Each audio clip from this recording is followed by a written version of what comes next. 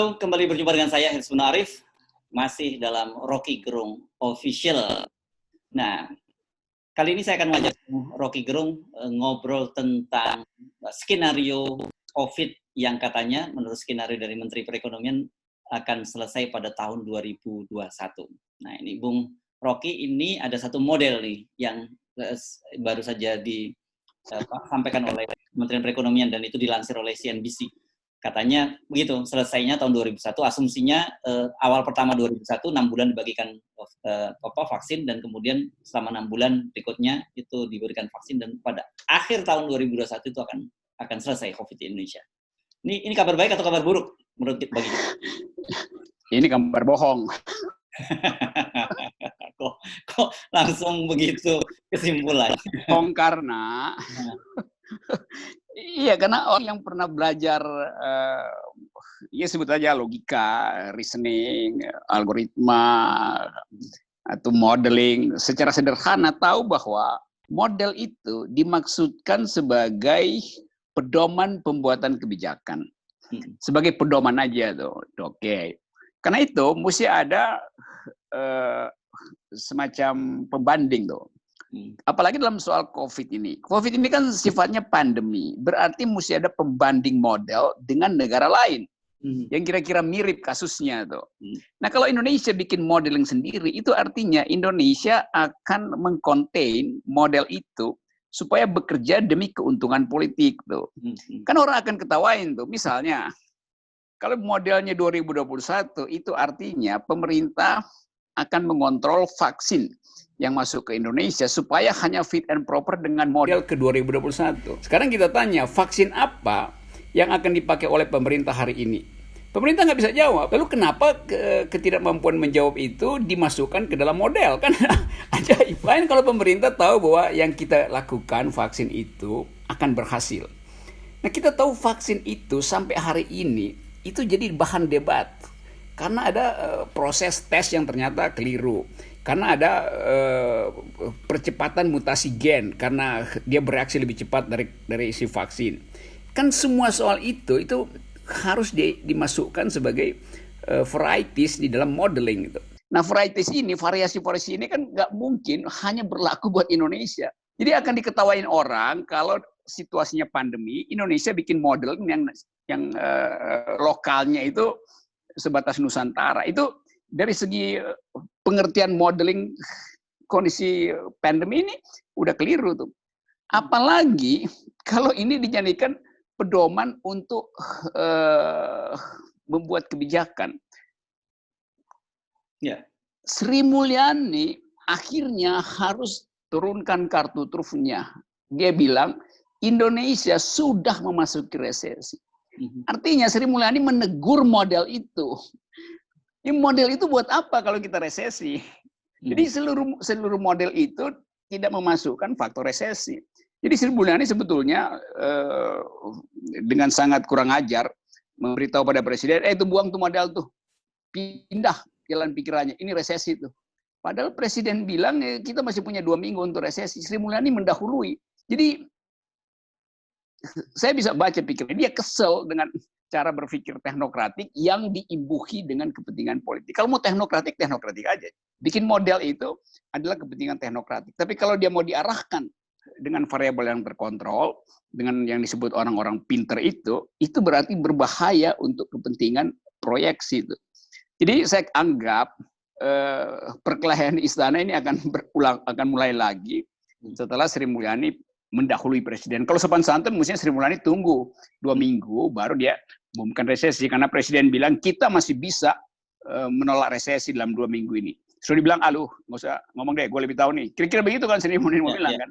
Presiden stop bicara, saya lebih tahu. Karena itu dia bicara ke pers bahwa ini udah resesi. Jadi kita bisa lihat itu kejengkelan ada di dalam istana sendiri itu. Ya. Nah, kalau dengan asumsi bahwa kita peganglah katakanlah asumsi itu, model itu betul bahwa akhir 2021 akan selesai. Persoalannya kemudian tadi Anda menyebut Sri Mulyani sekarang menyebut sampai sudah resesi. Jadi pertanyaannya, kalau orang tidak mati karena COVID, orang mati karena kelaparan kan? Iya. Ya karena itu Mesti diputar modelnya. Modelnya adalah cara menangani orang mati kelaparan, bukan cara menghasilkan vaksin di 2021. Jadi ya contingency plan-nya itu mesti berubah itu. Dan saya kira semua orang merasakan itu. Kan problem kita bukan mencari vaksin, tapi mencari recehan di dompet mak-mak itu yang nggak ada. Jadi ini sekali lagi ini soal demand yang nggak tumbuh, daya beli yang nggak ada, sehingga supply nggak bisa dihasilkan. Nggak ada pengusaha yang mau buka pabrik, kendati duitnya banyak itu. Kalau nggak ada demand kan, ada aja pengusaha yang simpanan uangnya masih banyak, dia ambil semua, dia investasikan untuk mengaktifkan ekonomi. Iya, dia bisa bikin pabrik, bahkan dia jual separuh harga atau 10%, nggak ada yang mau beli. Karena di rakyat nggak ada uang kan. Kan itu logika sederhana. Itu yang mau dikasih tahu sama Sri Mulyani. Lu ngomong-ngomong model, lu periksa dompet mama ada nggak? Kira-kira begitu pesan Sri Mulyani. Kalau saya bahasakan dalam bahasa FNN, kira-kira begitu pesan Sri Mulyani pada presiden sebetulnya. Ya, ya. Nah, kenapa kita selalu membaca pesan yang selalu membingungkan, bertolak belakang gitu antara satu menteri dengan menteri yang lain gitu? Bukankah sebenarnya kalau kita lihat Menteri Keuangan ini juga masih bagian dari di bawah koordinasi Menteri Perekonomian kan seharusnya ada. Ya harusnya ada yang nyambung sinkron gitu. Karena nggak ada orang yang mampu untuk menerangkan secara akademis pada presiden. Kan semua keterangan ini kan mesti diterangkan secara akademis gitu. Atau diterangkan dengan cara sederhana. Nah kalau akademis terlalu rumit bagi presiden, kalau sederhana, menteri juga takut kalau dia terlalu sederhana, rakyat juga nggak tahu hubungan sebab akibat. Jadi ini keblok komunikasinya tuh. Lain kalau zaman SBY itu satu menteri datang ke SBY terangin, karena dia akan membawa keputusan dari kementerian yang dia koordinasi itu. Menko Perekonomian SBY pasti sudah menyelesaikan itu dengan Menko teknisnya baru bicara tuh. Bahkan Pak Harto juga begitu kan. Yang ada sekarang semua menteri itu seolah-olah Menko. Kan ngaconya di situ. Saya bayangin misalnya Sri Mulyani mestinya bilang ke Menko Perekonomian Erlangga bahwa kita resesi, jadi sebaiknya Menko umumkan resesi. Ya. Menko Erlangga berpikir kalau dibilang umumkan resesi, dia bisa berkelahi dengan presiden. Karena dua-duanya tokoh politik. Sri Mulyani bukan tokoh politik, dia akademisi. Maka dia nekat aja ngomong, ini resesi. Kalau dia lewat Erlangga, pasti Erlangga akan bilang, jangan bilang sekarang dong resesinya, 2 minggu lagi itu. Kan begitu. Pola saya hafal itu pola-pola istana berpikir tuh. Ya, ini kan bagi publik menangkap sinyal-sinyal semacam ini kan sebenarnya bingung jadinya. Sebenarnya yang mau gue pegang yang mana? Apalagi orang nunggu juru bicara yang ngomong itu belepotan. Atau orang KSP itu, staf-staf KSP itu kan cuma di brief untuk lu ngomong dia nggak tahu mau ngomong apa sebetulnya. Jadi diketawain sama ahli kayak kemarin siapa itu sih yang diketawain sama Faisal Basri soal angka. Kan Faisal Basri udah jengkel sebetulnya, orang memang bodoh apa nggak ngerti figures dan numbers dalam economics itu kan. Si Doni apa ya, Doni ya waktu itu. Iya Doni itu dulu asisten saya, jadi saya nyesel juga tuh. Jadiin dia asisten. Kenapa boleh lagi menyesali masa lalu? Kita mesti menangkap. Saya nggak ngajar begitu. Saya ngajar filsafat ekonomi dengan logika yang tajam. Berarti dia nggak pernah nyatat waktu saya ngajar si Doni. Oke. Yes. Kalau kita kembali ke dua pesan tadi, yang satu menteri sudah ngomong bahwa akan selesai tahun 2001, yang satu ngomong ini resesi. Sebenarnya saya melihat ada satu garis yang sama loh, Bung Rocky. Iya. Bahwa sebenarnya ini pemerintah harus sudah lempar handuk gitu. Karena kita, jadi kalau kita mau lihat logikanya begini, Menteri Perekonomian bilang bahwa kita itu baru bisa selesai tahun 2001. Tapi kemudian Sri Mulyani bilang, kita udah nggak punya duit. Ya artinya kan sebenarnya itu problem yang sangat serius dong, bukannya bertentangan gitu loh. Itu kalau dia pemain tinju yang mengerti tentang aturan, dia lempar handuk sebetulnya supaya enggak. Atau pelatihnya lah, jangan petinjunya. Karena petinjunya kan biasanya dia semangat pelatihnya. Pelatihnya juga salah ambil atlet tuh. Atlet balap karung dijadiin petinju, jadi salah dididik. Coba bayangin misalnya nih, koran 2 hari ini itu beritanya gila-gilaan tuh, presiden mengunjungi apa itu pelabuhan di mana segala macam itu kan. Lo kan Sri Mulyani bingung, lu bilang kan kira-kira begitu kalau pikir Sri Mulyani.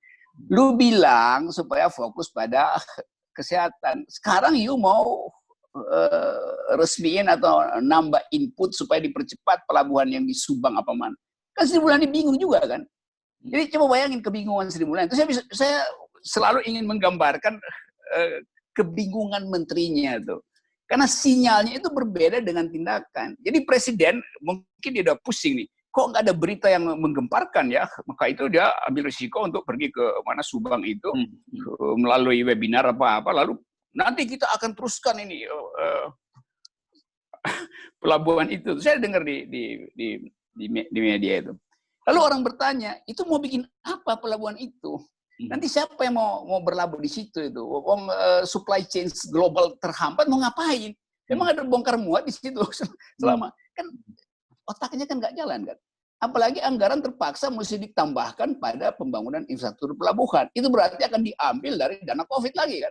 Jadi seluruh kontradiksi itu memperlihatkan bahwa yang diandalkan oleh para pelatih yang pinter-pinter ini bukan petinju tapi pembalap karung misalnya tuh yang selalu terjerembab hanya karena kesalahan langkah kan itu.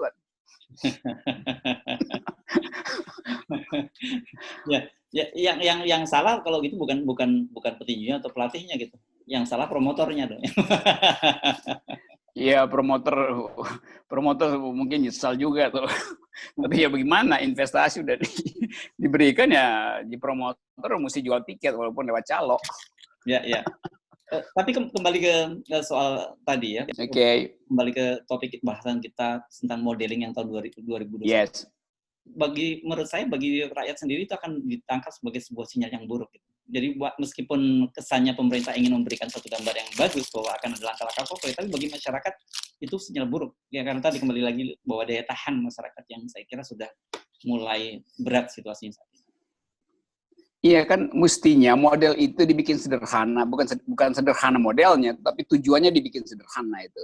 Upaya untuk menambal dompet rakyat yang bolong. Bikin model, bagaimana nempel rakyat itu?